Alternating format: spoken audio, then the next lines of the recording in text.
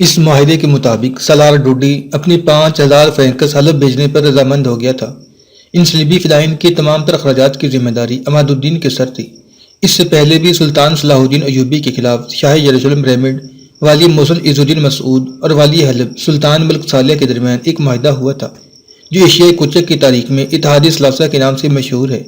اس معاہدے میں ریمنڈ نے فوجی اخراجات کے علاوہ سود کے طور پر دمشق کا علاقہ بھی طلب کیا تھا، جو سلطان صلاح الدین ایوبی کے زیر اقتدار تھا۔ مگر فرینکس اور عماد الدین کے درمیان ہونے والا معاہدہ پچھلے معاہدے سے بھی زیادہ شرمناک تھا۔ اس معاہدے میں سالار ڈوڈی نے عماد الدین سے دمشق کے علاوہ شام کے کچھ علاقے بھی طلب کیے تھے۔ بالفرض اگر فرینکس مطلوبہ علاقوں پر قابض ہو جاتے تو حلب بھی چاروں طرف سے محصور ہو کر رہ جاتا، لیکن صلاح الدین ایوبی کی دشمنی میں عماد الدین اندھا ہو رہا تھا۔ اس نے اپنی زمین کے چھوٹے سے ٹکڑے کو بچانے کے لیے کئی مسلم ریاستوں کو اسلام کی بدترین دشمنوں کے حوالے کرنے پر اپنی آمادگی ظاہر کر دی تھی۔ دوسری طرف عماد الدین کا بڑا بھائی عز الدین مسعود شاہ ارمینیہ سے مل کر الجزیرہ کی چھوٹی چھوٹی مسلم ریاستوں پر قبضہ کرنے کی فکر میں تھا۔ ان ریاستوں میں ہران اور گنجان نمایاں تھیں۔ ایک دن ریاست ہران کا قاصد مصر پہنچا اور اس نے والی ہران کوکبری کا خط سلطان صلاح الدین ایوبی کی خدمت میں پیش کیا۔ کوکبری نے بڑے دردمند لہجے میں اپنی پریشانیوں کا نقشہ کھینچا تھا۔ میں آپ کے حضور اس لیے فریاد کر رہا ہوں کہ آپ ہی سلطان عادل کے صحیح وارث و جانشین ہیں۔ آپ اس حقیقت سے باخبر ہیں کہ میں سلطان نور الدین زنگی کے وقت سے ہران کا حاکم ہوں۔ میں نے اب تک پوری دیانتداری کے ساتھ اپنے فرائض انجام دیے ہیں اور ہر طرح ہران کے باشندوں کے حقوق کی نگہبانی کی ہے، مگر اب مجھ پر والی موصل عز الدین مسعود کی طرف سے عرصہ حیات تنگ کیا جا رہا ہے۔ وہ دن رات اس فکر میں ہے کہ کسی نہ کسی طرح ہران پر قبضہ کر لے اور میں اس کا خراج گزار بن کر رہ جاؤں۔ اگر میں اس کی شرط تسلیم نہیں کرتا تو وہ میرا خون بہا کر ہران کو اپنے تصرف میں لے آئے گا۔ مجھے اس کا غم نہیں ہے کہ میں کل اقتدار میں نہیں رہوں گا۔ میں نے اپنی زندگی ایک عام سپاہی کی حیثیت سے شروع کی تھی، پھر سلطان عادل کی تربیت اور عطائے خاص کے سبب امارت کے درجے تک پہنچا۔ جب لوگوں میں شہنشاہیت باقی نہیں رہی تو پھر میری امارت کی کیا حقیقت ہے؟ مگر افسوس اس بات کا ہے کہ سلطان عادل کے قائم کیے ہوئے نظام حکومت کی بنیادیں کانپ رہی ہیں۔ اگر آپ نے جلد ہران کا رخ نہ کیا تو سلطان عادل کی وراثت کا یہ ٹکڑا صلیبیوں کے قبضے میں چلا جائے گا۔ بظاہر لوگ یہی سمجھیں گے کہ ہران عز الدین مسعود کے زیر اثر ہے، مگر حقیقتاً اس مسلم ریاست پر شاہ ارمینیہ کا قبضہ ہو جائے گا۔ میں نہایت دکھ کے ساتھ یہ اذیت ناک حقیقت بھی آپ کے علم میں لانا چاہتا ہوں کہ عز الدین مسعود نے شاہ رہوپند کے ہاتھ اس پورے علاقے کا سودا کر لیا ہے۔ وہ محض عیسائیوں کا اعلی کار ہے، اس کے سوا کچھ نہیں۔ اگر آپ کو میری کسی بات پر ذرا بھی مبالغہ آمیزی یا جھوٹ کا گمان ہو تو اپنے کسی معتبر نمائندے کو فوری طور پر ہران بھیج دیں، تاکہ وہ اپنی آنکھوں سے یہ منظر دیکھ سکے کہ ہران کے باشندے سلطان عادل کے مبارک ورد کو یاد کر کے روتے ہیں اور بار بار ایک ہی دعا کرتے ہیں کہ خداوند ذوالجلال ان کے نجات دہندہ کو ان کی زندگی میں ہی بھیج دے۔ والی ہران کوکبری کا خط اس قدر اثر انگیز تھا کہ اسے پڑھ کر سلطان صلاح الدین ایوبی کی آنکھوں میں آنسو آ گئے۔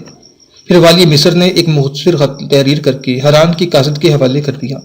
میں نے ہران کے باشندوں کی فریادیں اور چیخیں سنی اور انہیں اپنے دل کے ایک گوشے میں محفوظ کر لیا۔ تم نے عز الدین مسعود کے بارے میں جو کچھ تحریر کیا وہ حرف بحرف درست ہے، مگر میری مجبوری یہ ہے کہ میں والی موصل کے ساتھ ایک معاہدہ امن کا پابند ہوں، جس کی مدت ختم ہونے میں ابھی 6 ماہ باقی ہیں۔ فی الوقت تمہارے لیے میرا مخلصانہ مشورہ یہی ہے کہ تم فوری طور پر عز الدین مسعود کی بالادستی قبول کر لو اور چند ماہ کے لیے اس کی خراج گزار بن جاؤ۔ میں انشاءاللہ بہت جلد تمہارا یہ قرض ادا کر دوں گا۔ اگر حق تعالیٰ نے مجھے زندگی بخشی تو میرا الجزیرہ پہنچنا اسی طرح اٹل ہے جیسے کسی انسان کی موت۔ تمہارا بھائی صلاح الدین ایوبی۔ پھر کچھ دن بعد ہران کی طرح اس علاقے کی ایک اور چھوٹی سی ریاست گنجان کا قاصد قاہرہ پہنچا۔ والی گنجان نور الدین نے بھی کم و بیش اسی انداز کا ایک خط سلطان صلاح الدین ایوبی کے نام تحریر کیا تھا۔ والی مصر نے گنجان کے امیر نور الدین کو بھی چند ماہ کے لیے ضبط و تحمل کا مظاہرہ کرنے کی تلقین کی۔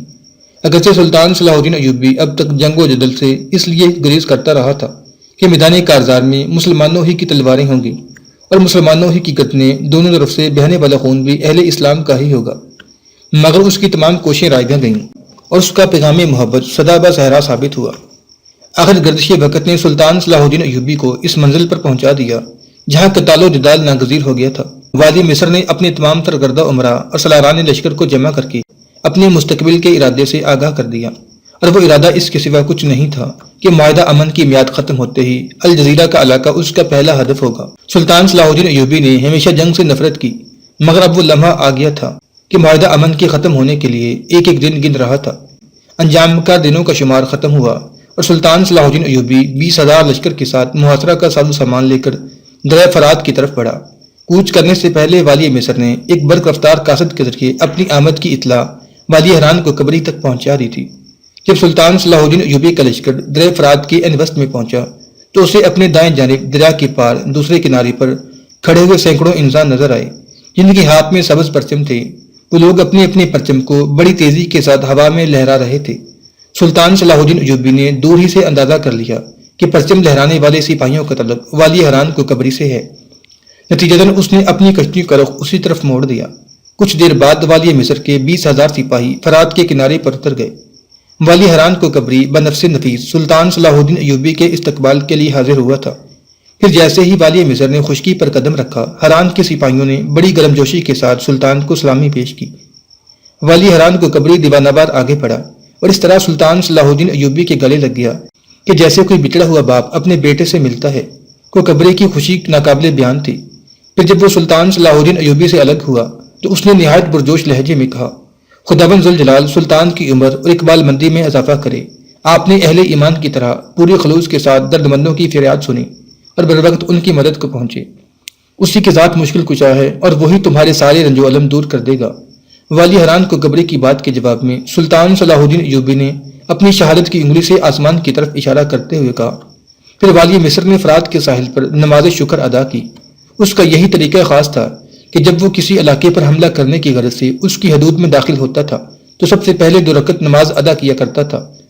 پھر اس کے ہونٹوں پر یہ مخصوص دعا ہوتی تھی، اے مالک بحروں پر، جس طرح تو نے اپنی بے پناہ اور لازوال قدرت کے ذریعے چاند ستاروں اور سورج کو انسانوں کے لیے مسخر کر دیا ہے، اسی طرح اس زمین کے ٹکڑے پر اپنے کمزور بندوں کو غلبہ عطا کر۔ بندگی کی یہ مخصوص رسم ادا کرنے کے بعد سلطان صلاح الدین ایوبی والی حران کو قبری کی خواہش پر اپنے چند سپاہیوں کے ہمراہ شہر میں داخل ہوا، جہاں اس کی ایک جھلک دیکھنے کے لیے حران کی شاہراہوں، گلیوں اور کوچوں میں ہزاروں انسان جمع تھے، جن کی آنکھوں میں سلطان صلاح الدین ایوبی کے لیے عقیدت و محبت کا سیلاب موجود تھا اور پوری فضا دعائیہ کلمات کے شور سے گونج رہی تھی۔ سلطان صلاح الدین ایوبی نے جنگی منصوبہ بندی اس قدر خفیہ انداز میں کی تھی کہ عز الدین مسعود اور شاہ ارمینیوں کو مصری افواج کی نقل و حرکت کا علم ہی نہ ہو سکا، اور پتہ چلا تو اس وقت جب سلطان صلاح الدین ایوبی حران میں داخل ہو چکا تھا۔ اسی مقام پر والی گنجان نور الدین بھی اپنی مختصر سی فوج کے ساتھ والی مصر سے آ ملا۔ پہلے ہی مرحلے میں سلطان صلاح الدین ایوبی نے بڑی آسانی کے ساتھ الجزیرہ کے 2 شہر فتح کر لیے۔ ابھی والی مصر کی پیش قدمی جاری تھی کہ الربا، سروج، رکت، کارکیسیہ اور نصیبین کے حاکموں نے خود ہی سلطان صلاح الدین ایوبی کی خدمت میں حاضر ہو کر اس کی اطاعت قبول کر لی۔ اسی دوران میں سلطان صلاح الدین ایوبی کا جاسوس دمشق سے رکا پہنچا۔ اس وقت والی مصر موصل کی طرف پیش قدمی کی منصوبہ بندی کر رہا تھا۔ جاسوسوں نے سلطان کو اطلاع دی کہ والی حلب عماد الدین کی فوج فرینکس کے ساتھ مل کر دمشق کے نواحی علاقے کو تخت و تاراج کر رہی ہے۔ جاسوسوں کا خیال تھا کہ یہ فکر انگیز خبر سن کر سلطان صلاح الدین ایوبی پریشان ہو جائے گا اور اپنی جنگی حکمتی عملی تبدیل کر کے یا تو واپس لوٹ جائے گا یا پھر دمشق کے دفاع کے لیے نئے انتظامات کرے گا۔ مگر اس وقت جاسوسوں کی حیرت کی کوئی انتہا نہیں رہی جب والی مصر نے نہایت پرسکون لہجے میں کہا، یہ فطرت کا اصول ہے کہ بڑے مقاصد حاصل کرنے کے لیے کچھ نہ کچھ تو قربان کرنا ہی پڑتا ہے۔ اگر عماد الدین اور فرینکس مل کر دیہاتوں پر قبضہ کر رہے ہیں تو ہم اس کے بدلے میں بڑے شہر فتح کر رہے ہیں۔ ویسے عماد الدین کا احتسابی عمل شروع ہو چکا ہے، انشاءاللہ اسے بہت جلد ان شرانگیزیوں کی بھاری قیمت ادا کرنی پڑے گی۔ تم تیز رفتاری کے ساتھ واپس جاؤ اور دمشق کی حاکم سے کہو کہ وہ مضبوطی اور استقامت کے ساتھ شہر کا دفاع کریں اور نواحی علاقوں کی فکر چھوڑ دیں۔ جاسوسوں کے واپس جاتے ہی سلطان صلاح الدین ایوبی نے موصل کی طرف پیش قدمی شروع کر دی۔ حملے کی خبر سن کر عز الدین مسعود نے کسی خوف یا پریشانی کا اظہار نہیں کیا۔ اس اطمینان اور بے پرواہی کے 2 اسباب تھے، ایک یہ کہ اسے شاہ ارمینیہ کی فوج کا تعاون حاصل تھا اور دوسرا یہ کہ وہ ایک ایسے قلعے کا مالک تھا جسے عام طور پر ناقابل تصغیر تصور کیا جاتا تھا۔ عز الدین مسعود کی فوج نے موصل کی سرحد پر صلاح الدین ایوبی کی لشکر کو روکنے کی کوشش کی، مگر والی مصر کا حملہ اتنا شدید تھا کہ ایک ہی گھنٹے میں اس کے قدم میدان جنگ سے اکھڑ گئے اور وہ اپنے سینکڑوں ساتھیوں کی لاشیں چھوڑ کر قلعہ بند ہو گئی۔ یہ پسپائی عز الدین مسعود کے لیے پریشان کن تھی، مگر قلعے کا استحکام اور دفاعی انتظامات اس قدر مکمل تھے کہ وہ خوفزدہ نہیں ہوا۔ سلطان صلاح الدین ایوبی کے لشکر نے آگے بڑھ کر قلعے کا محاصرہ کر لیا۔ قلعے کی خصوصیت یہ تھی کہ اس کی دوہری فصیلیں تھیں، اگر کسی طرح ایک فصیل گر بھی جاتی تھی تو دوسری مضبوط فصیل دفاع کے لیے کافی تھی۔ عز الدین مسعود جانتا تھا کہ سلطان صلاح الدین ایوبی ایک نہ ایک دن موصل کا رخ ضرور کرے گا، اس لیے اس نے حفظ متقدم کے طور پر قلعے میں سامان خردنوش کے بڑے بڑے ذخیرے جمع کر رکھے تھے۔ اگر یہ محاصرہ 1 سال تک بھی جاری رہتا تو قلعے کے محصورین کو کھانے پینے کے سلسلے میں کسی دشواری کا سامنا نہ کرنا پڑتا۔ سلطان صلاح الدین ایوبی نے قلعے کے سامنے اپنی بہترین منجنیقیں نصب کی اور فصیل پر سنگباری شروع کر دی۔ اگرچہ عز الدین مسعود محفوظ چاردیواری کے اندر بیٹھا تھا، لیکن پھر بھی وہ نفسیاتی طور پر سلطان صلاح الدین ایوبی سے اس قدر خوفزدہ تھا کہ کبھی کبھی اسے مضبوط ترین سنگی دیواریں بھی لکڑی کی طرح نظر آنے لگتی تھیں، اور کبھی یوں بھی ہوا کہ اس نے خواب کی حالت میں دیوار کو گرتے اور صلاح الدین ایوبی کے سپاہیوں کو قلعے میں داخل ہوتے دیکھا۔ آخر اسی خوف کے زیر اثر عز الدین مسعود نے شاہ ارمینیا اور شاہ ایران کو درمیان میں ڈالا تاکہ والی مصر کے ساتھ باعزت طور پر کوئی سمجھوتا ہو سکے اور سلطان صلاح الدین ایوبی محاصرہ اٹھا کر واپس چلا جائے۔ اس خواہش کی ایک وجہ یہ بھی تھی کہ محاصرے کے باعث موصل کے شہری سخت عذاب میں مبتلا تھے، مزدور پیشہ لوگوں کے کاروبار ختم ہو گئے تھے اور غریب رعایا پر فاقوں کی نوبت آ گئی تھی۔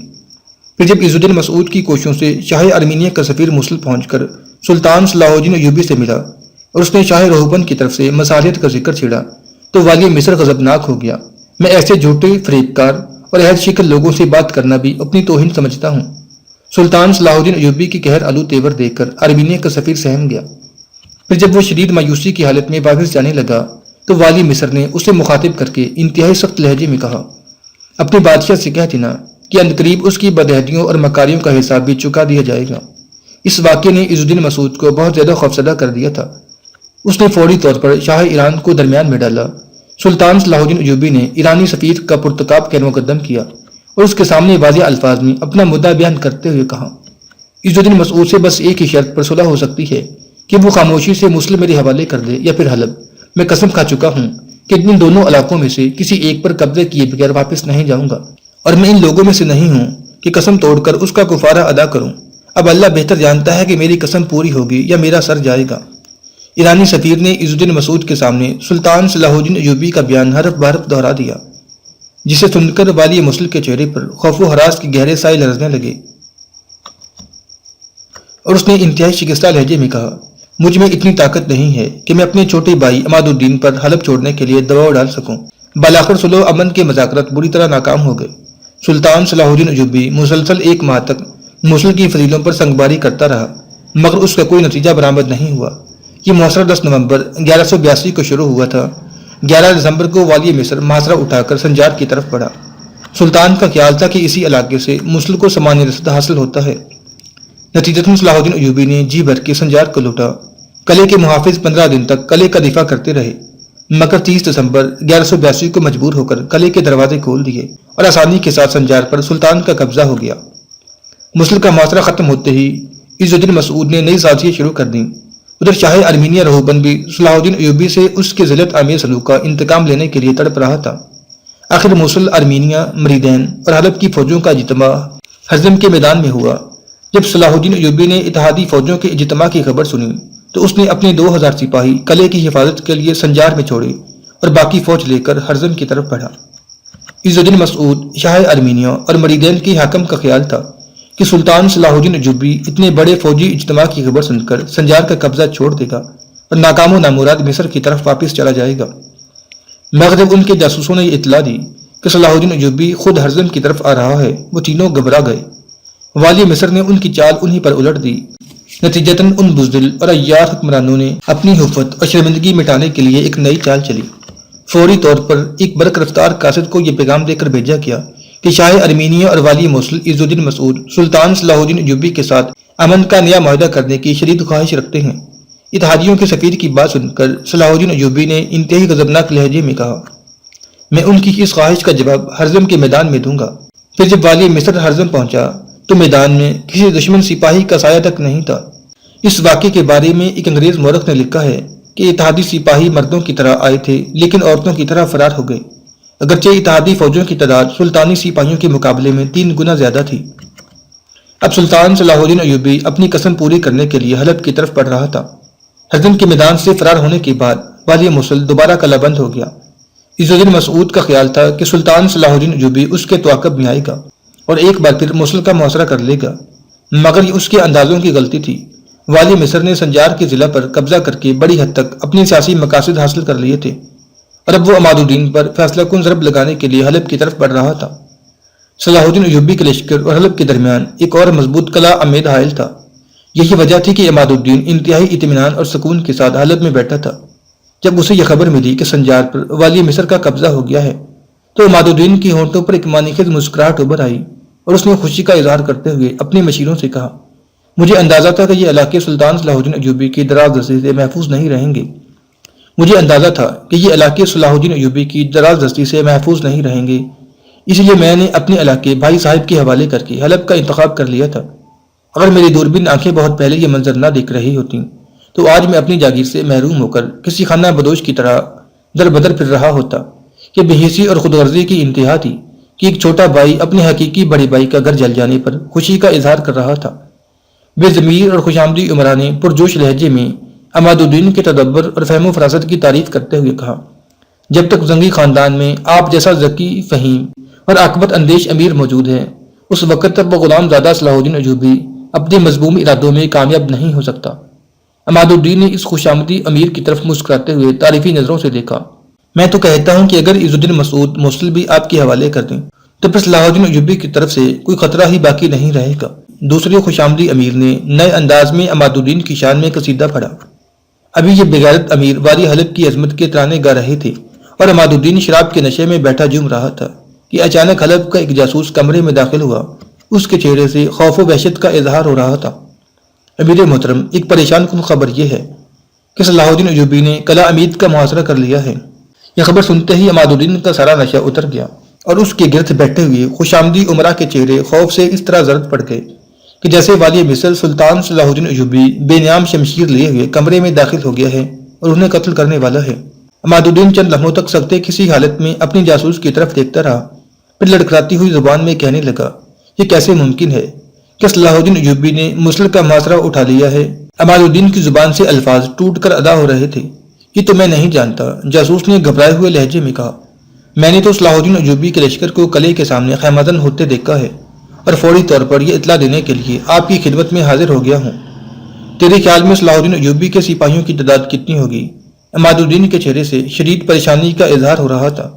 حالانکہ وہ ایک ظالم و جابر حکمران مشہور تھا، مگر حقیقتاً مرد میدان نہیں تھا، صرف مجبور رہ پر روب و جلال قائم رکھنے کے لیے آئے دن مظالم ڈھاتا رہتا تھا۔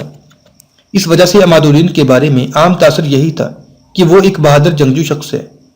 صلاح الدین ایوبی کے سپاہیوں کی تعداد کا صحیح اندازہ تو نہیں، مگر ہر طرف سر ہی سر نظر آ رہے تھے۔ جاسوس کے چہرے پر اب بھی خوف کی پرچھائیاں لرز رہی تھی۔ امیر محترم، میری ذاتی رائے یہی ہے کہ دشمن کو اتنا موقع نہ دیا جائے کہ قلعہ امید کا محاصرہ طول پکڑ جائے۔